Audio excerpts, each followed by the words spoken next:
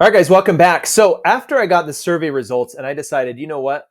I thought about it. I thought about my own time capacity, where I was in the business. And I said, you know what? I think that this is important. And this is the time. The people are telling me that they want it.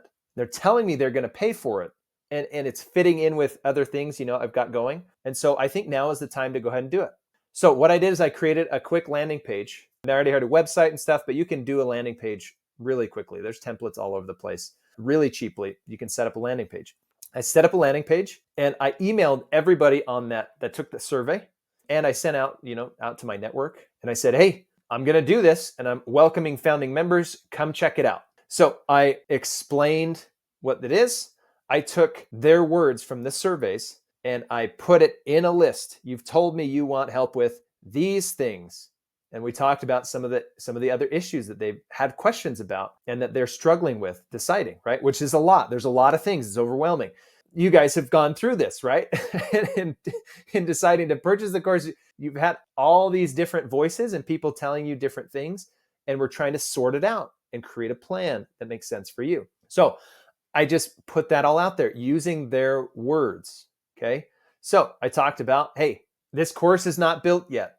The main benefits are you're going to get this, this, and this based on results that I get with my own coaching clients, right? I know this stuff works. I've done this. I helped thousands of people. So I know it works. So I want to create it, and here are the founding member benefits. So I outlined founding member benefits versus regular member, discount, on and on. And then I kind of described those benefits. And then I set a time limit and I said, hey, this is going to close at this time. I did extend it for a week, but I had the timer at the top. I was like, hey, this is only going this long. If you want in, you got to get in. If not, then I'm closing it and I'm going to move on with the people that have signed up. As long as I hit my minimum funding target, right? If one person paid and signed up, then I would not have done this. So I had kind of a minimum amount. Once I hit the minimum, I was like, okay, I'm going to proceed and we'll see how many people sign up and become founding members. And then that was it. They had a case study. I had a few other facts, frequently asked questions. And then that was it. They could pay one-time payment or 3 payments. That was it. You want to do 3 payments? You come here and you pay. That was it. Okay. So if you want to do the one-time payment, then you come and you pay. Okay. So that was it. So I sent that out to the email list, to the people that took the survey. I started putting it out in my network, saying, hey, this is what I'm going to do. Feel free to sign up and we'll see where it goes. So an interesting thing happened in that, if you remember the survey, right, 39 out of 40 said they would want to be a founding member. So in my mind, that was really, really good validation. Well, it turns out that very few of those people actually ended up signing up as a founding member. I can't remember, maybe 3 or 4, maybe, of people that filled out the survey and said they would ended up signing up. So there is, right? It's not just straight lines. It's not like 40 people saying it, 39 said they would do it, and then 39 people actually do it, right? It's just not how it goes, right? There's going to be some drop off. So I dropped from 39 down to like 4. I was like, okay, well, that's no good. But by putting out to the rest of my network, I have a lot of other connections that maybe didn't happen to see the survey, but saw this and they signed up. And so I got 15 people to sign up right away, right? Okay. And I was like, okay, that's enough. That's enough for me to keep going. And then there are some more founding members, but that was enough to say, I'm going to build the course. We're going to keep going. If I hadn't hit that number, I would have just sent everybody their money back and called it a day and said, I don't need to spend any more time on this. But I hit the minimum funding, the minimum number that I was seeking, and to make it worth my time. And we went from there. And as I built the course, right, I've had feedback. We've gone back and forth. We've talked about different things, how to format it, how to structure it. What's the content like? Are we answering all the questions? Are there other things you need to discuss? And we've worked back and forth. So I'm listening to them as my ideal customer, because they are my customers now, and listening to what they want and what they need, matching that with the experience and knowledge that I have, and then putting that together into the product until you have now a finished product that has been validated, vetted, paid for, and polished, and is what you need. That was a process. I went through on this. So I hope that gives you a good idea as to how you can also validate an idea. I started with 0 audience. I started with 0 following. I only had my expertise, and that was it. I didn't have any clients. I didn't have nothing. I was a nobody. When I posted on LinkedIn, I'd get 1 or 2 likes, and that was it.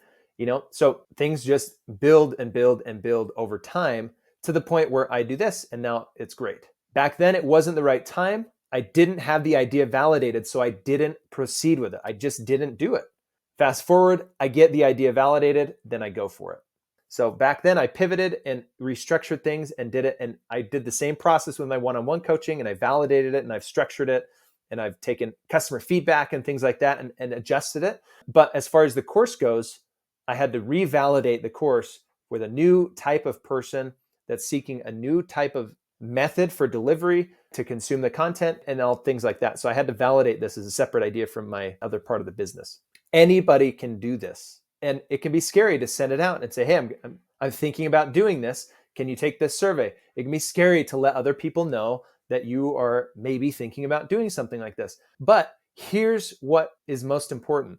Number one, why are you doing it? I know that this knowledge, this structure can provide 10x the amount of value that it costs. It is undeniable. I've seen it so many times. This has such a positive impact on people's lives that is important to me. It's important for me to help other people. And so even when I would get stuck or things weren't validated or things like that, I could pivot and I could continue and to the point where I could validate something and then make it happen. So if your why is strong enough, then you adjust your mindset to just, hey, have patience and pivot, listen to people. Don't just think you know everything. Really listen, talk to people, put yourself out there. Then you can do this and go through the same process, okay? I'm nobody special.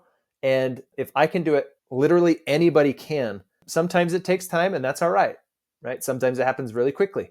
That's just how it goes, right? I knew somebody, well, I know them, and they're a couple, and she decided she wanted to create a course, a very inexpensive course. It was like $37 course, doing something really simple. It was a hobby. Okay. It wasn't making a business. It wasn't making money. It was just all around a hobby she was really good at. And she decided she wanted to teach other people how to do it and sell just a really simple course for $37. And there you go. And they kind of built it out, at least a pretty primary version of it, right? The basics. And they started just throwing a few $100s at ads on Facebook just to see if it would go anywhere. And within about 9 months, they had hit 7 figures of sales. It just so happens that her hobby and her audience and her story for doing it, she had a very strong why, a very powerful story behind her hobby and the impact it had on her life. And she wanted to share that with others.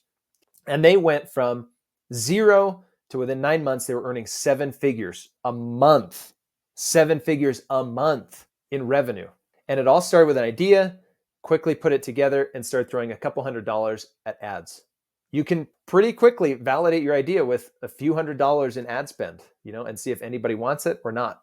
And if you need to adjust it or move on to another idea. So there's a huge range here of investing little capital, even little time, and still validating an idea and seeing if it's worth pursuing or not. If it's not, great, move on. If it is, then you can start to put more time, more capital, and start to invest more into that process.